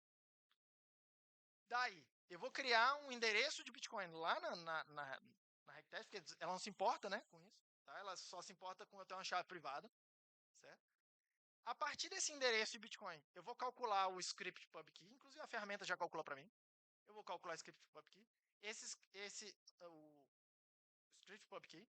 Esse script pubkey, tá, vai ser o meu challenge da Signet. E aí, com isso, o que eu vou precisar, entre aspas, exportar? As chaves privadas, e o challenge da Signet. No meu caso aqui, eu ainda estou até exportando uma terceira coisa, que é esse address aqui. Mas, vocês estão vendo meu mouse agora, né? Eu vou estar exportando esse address aqui, mas simplesmente para poder usar ele no próximo comando. Mas eu preciso sair daqui dessa etapa agora com duas coisas. Um conjunto de chaves privadas, uma chave privada, tá? Que é para eu poder assinar isso depois, senão não consigo assinar os blocos. E o script derivado dessa chave privada, tá? Então vamos fazer. Então a primeira coisa que eu vou fazer aqui, vou fazer btcd traço regtest traço daemon para subir um full node na regtest, tá? Eu vou usar daemon para eu subir ele em background e ele não travar o meu terminal, que é onde estão as variáveis de ambiente que a gente está usando aqui e onde eu vou fazer aqui com vocês tudo com variável de ambiente, tá? Mas obviamente, né, tipo assim, pô, seria interessante fazer um script mesmo, Python, não sei o quê, que salva essas variáveis de ambiente para você poder descer isso aqui e subir depois de novo, se for o caso, tá? Eu não vou chegar nesse nível de detalhe. Então, coloquei para subir, ele demora alguns segundinhos, assim, sei lá, para de fato subir e começar a aceitar comandos, tá? Primeira coisa que eu vou fazer aqui, então, é criar uma wallet nova. Então, vou chamar aqui bcli, traço regtest, create wallet, e aí eu dou um nome para minha wallet. Esse nome meio que não importa, tá? O nome tem que estar entre aspas duplas aqui. Ele vai criar uma wallet para mim, e a resposta dela é essa daí, tá? Não rolou isso aí o quê? É porque você não compilou com a wallet, né?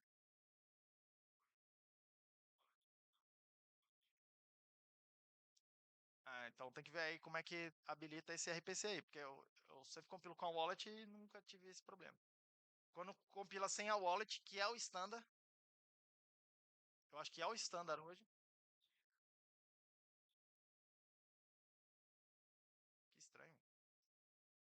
Mas na hora de compilar, então, tenta compilar de novo e bota Acho que é. Eu botei lá no site lá. É,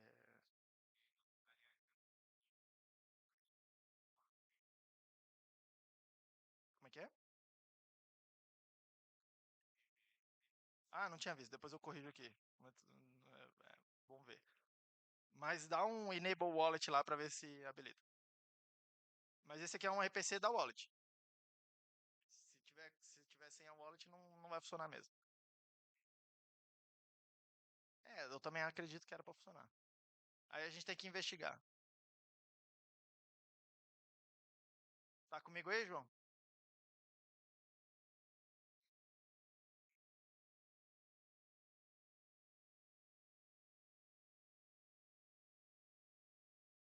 Beleza?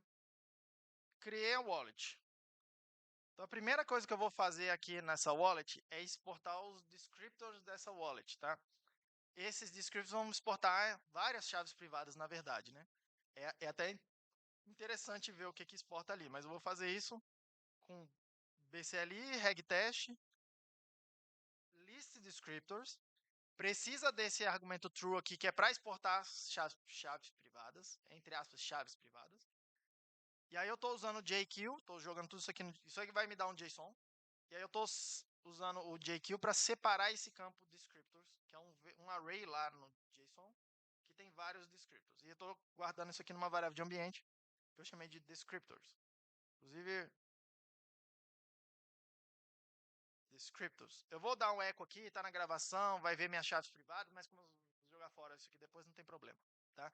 Mas tome cuidado, sim. Isso aqui é um conjunto de chaves privadas, você vai guardar, tá?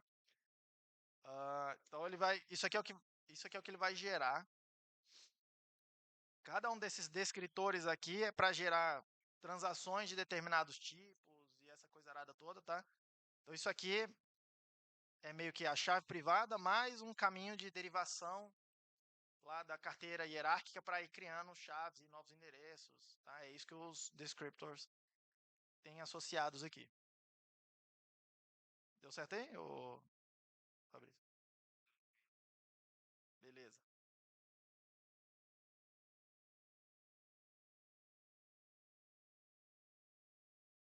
O create wallet, né?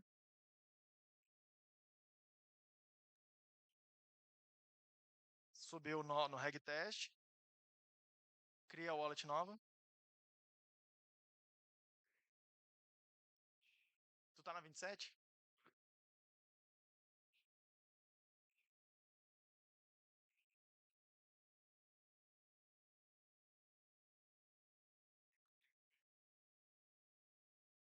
Cara, eu nunca tive problema com nada disso também, velho. O meu só simplesmente funciona no 26, no 27. Meu EPC simplesmente funciona. Tanto é que eu nem. Tanto é que o meu DataD tá vazio. Eu não tô usando Bitcoin Conf aqui, tá? Ainda não. Deu certo aí, Pix?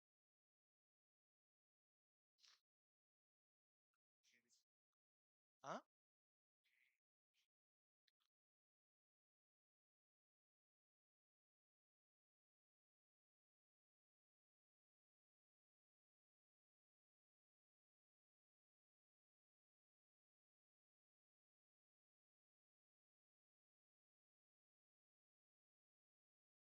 Conseguiu criar o wallet?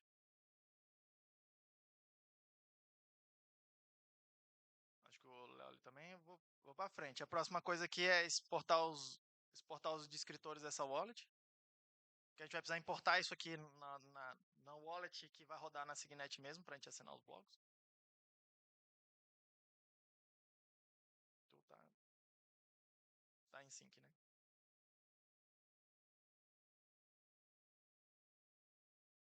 Posso pra frente? Como é que tá aí?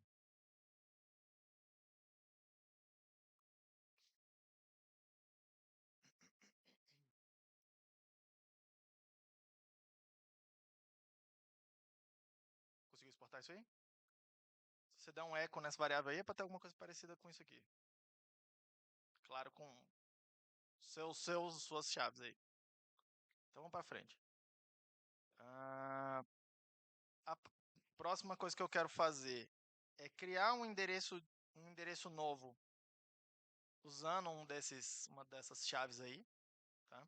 Aí eu vou fazer isso aqui com bcli, traço regtest, traço named, get new address, é o RPC que a gente vai usar, address type bash32, que ele vai criar para mim um endereço SegWit para a gente usar. Vou salvar isso aí numa variável de ambiente, addr. E aí se eu olhar o que tem aqui, tem um endereço de SegWit que alguém pode mandar fundos, inclusive, para esse endereço. Tá? Sim. Mas por enquanto ele só vai servir para eu gerar o challenge da Signet. Signet challenge. Eu vou gerar ele assim, ó. bcli-regtest-named. Aí o RPC é o getAddressInfo. Vou entregar esse endereço para ele. Tá? E aí lá vai me dar um JSON com várias informações desse endereço. Um desses campos desse JSON é um campo que chama script_pub_key, que é o script que eu coloco nas transações quando eu quero mandar alguma coisa para esse endereço. Tá? Que é um script que trava fundos nesse endereço. Tá? E esse script vai servir como meu challenge da Signet. Tudo bem? Tá todo mundo comigo aí? Se eu olhar o que tem aqui, tá? Signet challenge. Tem um script, tá? E ele não é difícil de ler, é um script SegWit, tá? O SegWit aí tem dois tipos de transações standard, né? Que é 00, aí 14 e 20 bytes para lá, que é um hash 160 de alguma coisa. No caso, um hash 160 de uma pubkey. E aí para gastar isso aqui eu preciso criar uma transação, tá?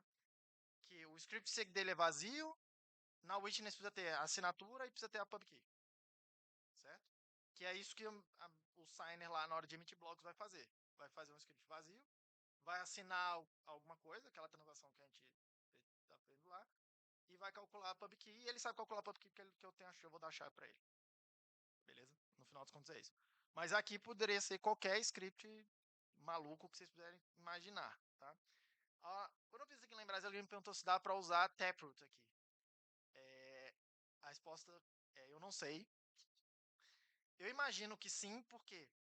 Porque o mecanismo que vai validar ali se o bloco é válido ou não é exatamente o mesmo mecanismo de software que valida as transações.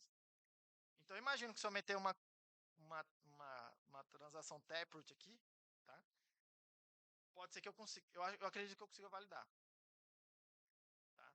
E aí abre aqueles mundos de coisas que Taproot permite fazer, né? Tá?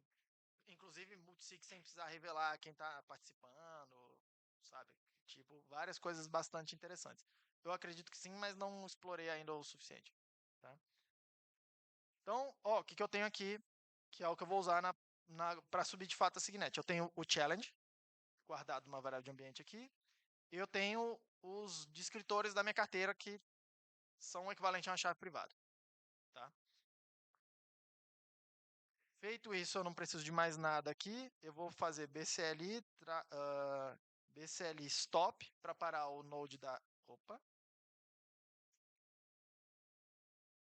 Eu estou viajando. bcli traço regtest stop para parar o node que está na regtest. Beleza? E aí eu saí dessa etapa aqui com essas duas informações. O challenge da Signet e chaves privadas. E agora eu vou criar um script de configuração de fato para poder falar para o meu node rodar na Signet. Tá? Então, o script de configuração é o bitcoin.conf. Eu recomendo colocar naquele datadir que a gente criou vazio lá, porque a gente está apontando tudo lá para ele. Tá? Então, coloca lá naquele diretório que a gente criou. E ele tem que ter esse conteúdo aqui, Signet igual a 1, porque eu simplesmente chamo a ferramenta e ele já vai tentar entrar na Signet. Aí na seção da Signet eu vou colocar aqui daemon igual a 1, porque aí ele vai entrar já direto em background. E eu coloco o Signet Challenge que a gente criou ali dentro. Aí cada um de vocês vai ter uma coisa dessa daqui diferente, tá? Você não precisa, se você estiver fazendo que nem eu aqui, echo direto no terminal, você não precisa copiar e colar os bytes mesmo, isso aqui já cuida de fazer isso, tá? Então vou copiar e colar aqui no meu caso. Bom. Beleza? O que que tem que ter aqui? Lá no seu datadir tem que ter um bitcoin.conf e ele tem que ter esse conteúdo aí. Cada um de vocês vai ter um challenge diferente a essa altura do campeonato. Tá? Mas aqui é como a gente colabora. Se você quiser entrar na minha Signet, eu tenho que compartilhar esse challenge com você. E aí você vai subir o nó e ele vai começar a procurar se comunicar com nós que estão nessa mesma Signet. E como é que ele sabe isso? Porque ele calcula lá nas mensagens, tem um fingerprint em cada mensagem falando, eu tô nessa rede aqui, né? Ou naquela rede ali. É assim que eles sabem. Pergunta. Se quiser minerar, vai precisar da chave privada daquele endereço Isso, já a gente vai subir o miner agora. Tá? Por isso que eu guardei os descriptors. Porque quem for minerar precisa da chave privada. Todo mundo que for minerar precisa das chaves privadas. Beleza? Então vou subir vou subir o node. Eu vou precisar de um full node que é quem vai interagir com a rede. Tá? Eu vou chamar esse full node de signer. Tá? Então o que eu vou fazer? Eu vou subir o nó, vou criar uma wallet nova e vou importar aqueles descriptors e eu estou importando aquelas chaves nele. Tá? O script de mineração, ele não assina nada. Ele vai na wallet e fala para a wallet, assina isso aqui para mim. Ele cria aquelas transações virtuais, vai lá na wallet e fala assim, assina isso aqui para mim. A wallet, ela olha e fala, você assinar esse PSBT? Nesse caso aqui ela vai saber, porque ela está vendo uma, uma, uma transação Segwit, um endereço Segwit, que ela controla as chaves. A wallet vai olhar e falar assim, eu sei assinar isso. Ela vai lá, assina, isso volta para o script de mineração, ele extrai a assinatura lá desse PSBT, coloca lá no bloco, extrai a witness que foi criada lá, coloca lá no bloco, joga essa PSBT fora e minera o bloco. É isso que o script vai fazer, organizar ali, tá? É feito em Python, acho que seria até uma ideia legal alguém reimplementar isso aqui em Rust, ou sei lá, alguma linguagem dessas aí que tá na moda. Tá? Mas é um uso interessante de Python. Mas vamos lá, então. Vou subir o Node. Como eu tenho agora o arquivo o bitcoin.conf que já fala tudo para mim, que é Signet, que é Daemon e tal, eu só vou subir ele. Tá? Vou chamar aqui BCLI, a partir desse momento. Ele também vai ler no meu bitcoin.conf, então não preciso nem ficar falando traços Signet, ele vai saber, porque ele precisa do challenge da Signet o tempo todo. Tá? Eu vou fazer um create wallet. E aí o nome aqui meio que importa pouco também. Importa mais pro backup, né? Eu vou chamar de miner. Cria wallet. Eu vou fazer um import descriptors. Vou lá na wallet, mando ela importar os descriptors que estão nessa variável de ambiente. Tá? Por enquanto, meu esquema é bem simples quando eu quero fazer backup disso. Eu simplesmente exporto essa variável de ambiente num arquivo de texto e, tipo, quando eu precisar subir isso aqui de novo, eu leio desse arquivo de texto o que está no conteúdo dessa variável. E o challenge está lá no bitcoin.conf, eu salvo esse bitcoin.conf e ando com ele por aí. Se eu quero subir, manter a minha memecoin, né? Vamos chamar assim, tá? E eu mantenho, entre aspas, uma memecoin para poder fazer teste, verificação de lá das coisas da Signet lá no Bitcoin Core com a dificuldade aumentada, com a dificuldade alta. Eu tenho uma blockchain tá com a dificuldade bem mais alta já lá, que eu larguei minerando por vários dias aqui na máquina. Tá meio que no limite assim de mineração que a minha máquina consegue manter os tais 10 minutos, entendeu? Tá? Então eu meio que mantenho essa coisa aí, eu não fico minerando lá o tempo todo porque eu não tenho uso para isso. Mas na hora que eu vou validar algum PR de alguém, alguma coisa minha, eu subo essa minha Signet e falo assim, cara, vamos. Porque aí é uma forma de stress test também, né? Eu tô tentando bolar algum jeito de tentar automatizar esse teste, mas tipo assim, eu preciso dessa blockchain com um monte de blocos lá, né? E aí eu não sei como é que eu vou fazer isso, porque a blockchain tá meio grande agora. Hã? Entendeu? Então assim. Então assim. Tu larga ela lá, sobe o LND na Signet, tu consegue minerar bloco. O Light não se importa, né, com a rede. Tipo assim. Exatamente. Então, assim, o Light não se importa com a rede, pode ser subir em cima da Signet. Tu pode, na tua Signet lá, minerar relativamente rápido, até um certo ponto. Você pode minerar muito mais lento. Percebeu? Você tem controle da mineração agora. Pra estressar lá canal. E se eu quiser fechar e tiver demorando muito se a rede estiver lenta, vamos chamar assim, né? Ou se a rede estiver andando muito rápido. Aí você pode começar a criar mais cenário, pensar mais cenários até que você tenha um certo controle, né? Importei a carteira, tá? Importei a carteira. E aí o que eu vou fazer aqui agora, por fim, é criar um endereço novo de Bitcoin nessa carteira, que é o endereço que eu vou usar para receber os Bitcoins novos da Coinbase Transaction. Tá? Então eu faço isso aqui com BCLI, get new address, address type bash32, igual a gente fez antes. Salvo isso aqui numa variável de ambiente. E eu vou receber fundos dos novos blocos nesse endereço. Que nada mais é também do que um endereço Segwit qualquer aí. Mas é um endereço que a minha carteira sabe gastar esses fundos. Repare. Tá? Todo mundo comigo? Você poderia fazer, mexer lá no teu script que é, aliás, não é tão difícil fazer isso. Você vai ver que eu vou usar essa variável de ambiente. Aí eu vou chamar o script e eu vou passar esse endereço para ele. Tá? Mas eu podia fazer um scriptzinho, um bash script, por exemplo, que minera um bloco. Aí eu crio um endereço novo, chamo a ferramenta de novo, minerador de novo com endereço novo. Aí ele minerou, eu poderia ficar fazendo isso. Mas aí vem do cliente, né? Hã? Nos meus. Assim, nos meus casos de uso não tem mais assim nada. Agora a criatividade do cliente que impera, né? E aí, por fim, vou subir o minerador, tá? Deixa eu explicar ligeiramente aqui. Para subir para minerar, eu vou chamar aqui miner. Aí ele tem uma flag CLI que eu preciso passar para ele qual é a ferramenta de linha de comando para ele interagir com o full node. Tá? E aí aqui no meu caso, esqueci de mudar no meu slide. Aqui no meu caso eu vou chamar assim bcli. A gente criou uma variável de ambiente porque o Alias não está expandindo o tempo todo. Eu vou passar para ele esse comando generate para ele gerar blocos. Eu vou passar para ele aqui um address, que é para onde ele vai mandar os endereços da Coinbase Transaction, na hora que ele estiver montando blocos. Preciso passar para ele qual é o calcula a prova de trabalho. No meu caso aqui eu vou passar o que está na variável de ambiente também, que está apontando lá para aquele Bitcoin útil. Tá? Mas eu podia apontar para qualquer outra coisa que calcula a prova.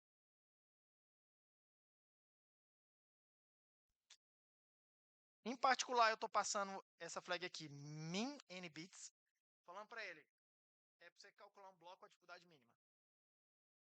Tá? É para você calcular um bloco com a dificuldade mínima. Mas na documentação do miner ali, vale a pena ler, tem como você... Ele tem um outro comando que é o calibrate, que ele gera um pouquinho de prova de trabalho, tá? Tenta calcular um pouquinho de prova de trabalho durante algum tempo, para tentar estimar o hash rate da máquina que você está usando para minerar. E aí ele calcula a partir disso uma dificuldade que, na média, vai te dar o pace de 10 minutos. Tá? Então, vale a pena dar uma calibrada aqui, porque isso orienta o script a usar de fato a tua capacidade, em vez de ficar usando delays de software para fazer a coisa. Vocês vão ver como é que ele minera já a coisa. Eu vou subir na dificuldade mínima. Tá? Mas é mexendo nesse nbits aqui que eu consigo minerar uma chain com mais dificuldade aqui na Signet. O script é feito para não subir a dificuldade, vamos chamar assim. Entre aspas, para não desperdiçar, você não ficar com uma máquina ocupada 100% do tempo, né?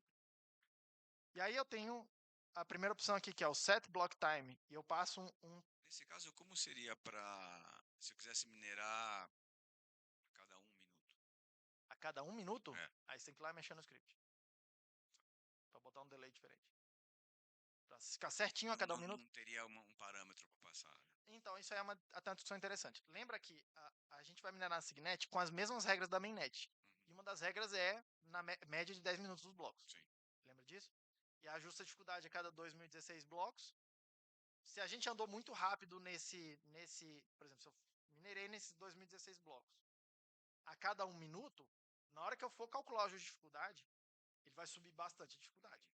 E aí vou tentar calcular de novo, tipo, se eu tentar manter o pace de 1 minuto depois, eu vou precisar de mais capacidade computacional. Então vai chegar uma hora que isso vai me estressar, né? Entendi. Percebe? Lembrando, o Signet aqui é mainnet mais o challenge. Entendi. Só que tem uma discussão acontecendo, num PR, inclusive, que é bem interessante, eu recomendo todo mundo que participar, que vocês vão entender, que é mudando o consenso ali da Signet para a gente poder mudar parâmetros da blockchain também. Outros parâmetros. Um deles, aliás, é o único que está sendo discutido lá, é exatamente o tempo entre os blocos. A gente poder aqui na Signet falar assim, vamos fazer uma Signet de 1 minuto, vamos fazer uma Signet de 1 segundo, vamos fazer uma Signet de 1 hora, para eu poder mudar o tempo de emissão desses blocos. É que para testes, talvez isso, em algumas situações, Eu vai acho que te seria ajudar, interessante né? também. Ah, Tá? Só que tá lá, tem um PR aberto de alguém propondo isso, só que eu acho, pessoalmente, que devia ter uma discussão num BIP. Expandir o BIP da Signet, por exemplo. Entendeu? Mas para isso acontecer, precisa de mais gente ir lá no PR do cara e falar, pô, vamos fazer um BIP? Vamos fazer... Ou então, gostei da tua ideia, vamos implementar, vamos fazer, revisa o código. A gente precisa participar, né? Tá?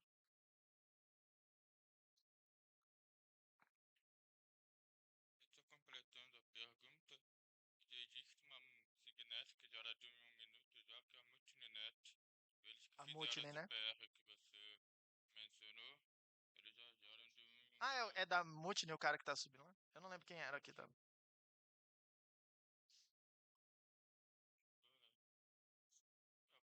Mas para Hacktest, né? É da carteira da hora de Mutiny. Eles fizeram esse PR que ele mencionou foi criado pela equipe da Mutiny. Ah, bom saber. Aí eles já têm, se você entrar Multinet, tipo algo assim, você consegue gerar pautas de lá, aí você consegue fazer de 1 minuto rede. Bem interessante. Bem interessante. A outra forma de acionar o miner aqui. Tem mais pergunta aí?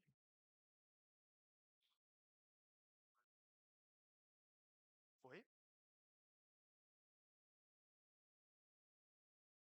O script que veio lá, que está lá no código-fonte do Bitcoin. Lá no código-fonte tem uma pasta contrib, signet, e lá dentro tem um script que chama miner, que é um script Python que faz essa coisa toda. Entendeu?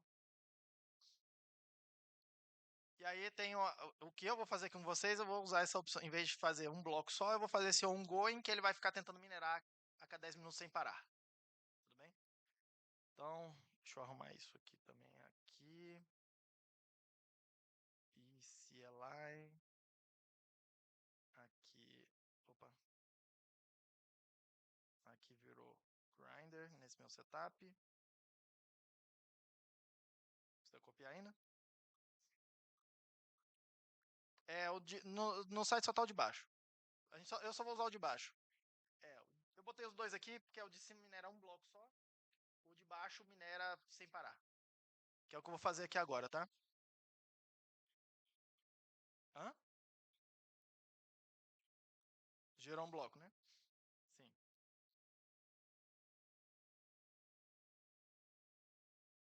No meu caso aqui, eu vou deixar a ferramenta minerando, tá?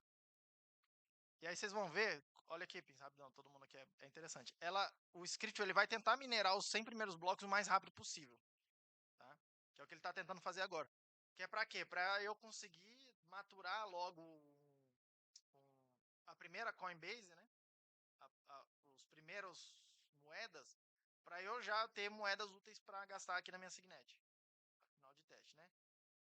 Mas se vocês forem reparar o que está acontecendo ali, ó, tem um timerzinho que já já ele vai chegar lá e vai falar assim, ó, minerei um bloco, o próximo daqui a 10 minutos. Tá? Também que está meio que convergindo para 0, 91, 100. E aí, o que ele está fazendo agora? Tá? Ele gerou esse bloco 101, calculou a prova de trabalho dele, né? Minerou mesmo, fez as assinaturas, coisa toda, entre as propagou na rede. Na hora de gerar o próximo bloco, o que, que o script está fazendo? Esse script específico. Ele calcula quanto foi o tempo, qual está o pace da minha rede. No meu caso aqui, eu fiz 100 blocos em alguns segundos. Aí ele vai falar assim, tá bom, quanto tempo eu preciso para qual tem que ser o tempo de emissão do próximo bloco para manter os 10 segundos, os 10 minutos na média. E aí ele dá um software delay, tá? Ele dá um wait lá no Python, em vez de ficar calculando grind em prova de trabalho mesmo. Esse script funciona assim, tá? Só que nada te impede de ir lá e como é que eu, entre aspas, hackeio esse script, tá? Eu gero o primeiro bloco, sei lá, com o timing de 1 ano do passado. Foi assim que eu fiz a minha blockchain com mais dificuldade. Faz o primeiro bloco com 1 ano no passado. Sei lá, 1 mês, 2 meses, muito no passado. E aí, na hora que você botar ele para minerar, ele vai olhar assim e falar assim, nossa, eu estou sempre muito atrasado. E aí ele vai ficar tentando minerar o mais rápido possível, o script ali, tá? Para andar nesse pace de 10 minutos, e aí ele vai minerar milhares de blocos, vai aumentando a dificuldade, naturalmente, tá? E você meio que está enganando o timer. Mas o ideal, eu acho que seria ter alguma flag lá no script de desabilitar esse timer e deixar rolar a tua capacidade de calcular a prova de trabalho lá na coisa, tá? Eu não vi nenhum PR aberto, eu estou para escrever um PR para adicionar uma flag nesse script aqui, mas tem um outro PR maior que está refatorando esse script inteiro. Então, eu meio que estou ajudando a revisar esse outro PR maior aí, porque eu acho que vale mais a pena do que sair fazendo um monte de coisa nesse aqui agora, já que vai mudar muita estrutura do script. Ele não muda muito a funcionalidade, mas refatora muito código, então eu acho que vale mais a pena, tá? E aí temos tá aqui o minerador rodando, eu tenho um nó rodando, tá? Tem um full node rodando. Eu posso parar a mineração aqui, meu node está rodando, ele só vai parar de ver emissão de novos blocos. Se alguém quiser conectar aqui, aquela coisa arada toda, né? Add node, tá? Sobe uma rede, tá a rede funcionando, tá? E era isso que eu tinha para explicar aqui. A gente está mais ou menos no tempo, né? Então acho que era bom terminar aqui. De tarde, ou o pessoal vai estar aqui também. A gente pode. Eu tenho uma lista aqui dos PRs relevantes que estão abertos lá no Bitcoin Core, que eu acho que vale a pena revisar. Tem uns que são simples, tem uns que são mais sofisticados, em particular esse que está refatorando esse script todo, tá? Tem essa discussão aí de adicionar outros parâmetros que a gente possa mudar na rede para subir a Signet, tá? Eu não sabia que era do pessoal da Mutiny, que está mudando o tempo, a regra de tempo dos blocos, tá? Mas eu acho que seria interessante ter uma forma mais geral, de falar assim, cara, vamos ter uma sintaxe aqui para a gente mudar qualquer parâmetro da rede, né? Eu acho que seria mais interessante ter uma discussão assim mais geral e escrever isso num BIP, não só ter uma implementação, né? Porque senão vai divergir a regra da Signet do que está no BIP. E aí isso, eventualmente, fica aquela coisa não documentada, né? Bitcoin Core faz uma coisa, vira meio que o standard, só que todo mundo vai tentar seguir o BIP porque também é uma outra forma de standard, e aí a coisa fica meio divergente, né? Por isso que eu acho que será mais interessante ter o BIP. Mas era isso que eu queria mostrar para vocês. É o quê? O Inquisition, que eu fiquei sabendo ontem mais ou menos o que era. É uma outra. Na verdade, eu entendi que esse Inquisition é um fork do Bitcoin Core. E eles sobem regras diferentes, né, de consenso numa Signet para as pessoas poderem validar e testar e quebrar e ver o que poderia fazer com essas regras de consenso adicional com outros soft forks, que eu acho que é uma boa ideia. Eu não cheguei para lá também olhar no projeto, ver, tentar contribuir também porque isso aqui não é exatamente, é meio infringente, né, assim, tipo, é mais infraestrutura para fazer essa coisa funcionar, caçar bug, ver o que está funcionando e tal, mas também não deixa de ser um trabalho, que é o trabalho que ninguém quer fazer, né, tipo, varrer a calçada, certo? Todo mundo quer construir um arranha-céu, mas ninguém quer recolher o entulho que isso produz, né? Eu normalmente não me importo tanto de recolher entulho, desde que tenha pessoas brilhantes lá tentando construir os arranha-céus, tá? Então acho que era isso que eu queria mostrar aqui para vocês. Acho que eu já vou aí, vamos encerrar. Tem alguma coisa que você quer falar, Lucas, para a gravação? Não? Então, eu queria agradecer aqui o patrocínio da 21 por ceder a casa, por ter cedido pizza pra gente. teve bife essa semana, então já fiquei mais feliz também. Agradecer aqui o assador. E agradecer também todo mundo aqui. Eu espero ter trazido aqui alguma coisinha nova aqui. Você que tenha conhecido um pouco mais de alguma coisa do protocolo que talvez você não conhecesse. Eu tentei fazer uma coisa que o iniciante aprendeu um pouco de coisa, que o avançado também eu podia olhar e falar, o que está acontecendo lá no meio dos blocos, lá de fato na Signet.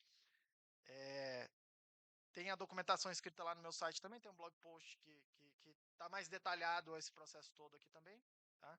Então me sigam lá no edil.com.br. Tem meu canal do YouTube, tem as minhas aulas, não necessariamente tem aula de Bitcoin ainda, mas vai ter o curso de Bitcoin lá na Universidade em Brasília no semestre que vem. Vai ter a gravação lá, porque esse é o meu standard, tá? Mesmo sendo um pouco controversa essa história aí, mas isso fica para outro dia. Obrigado, Lucas. Obrigado, pessoal. E retorno a palavra para o E o presidente. pessoal que está vendo online aí, a gente vai continuar publicando aqui os workshops da Casa 21, mas vocês são todos bem-vindos, se estiverem por São Paulo, a visitar, a vir nos nossos BitDevs, a visitar nossos workshops. A gente tem um coworking aqui que geralmente tem Bitcoin developers trabalhando juntos por aqui. Vocês são bem-vindos. É isso aí. Beleza. Obrigado, pessoal.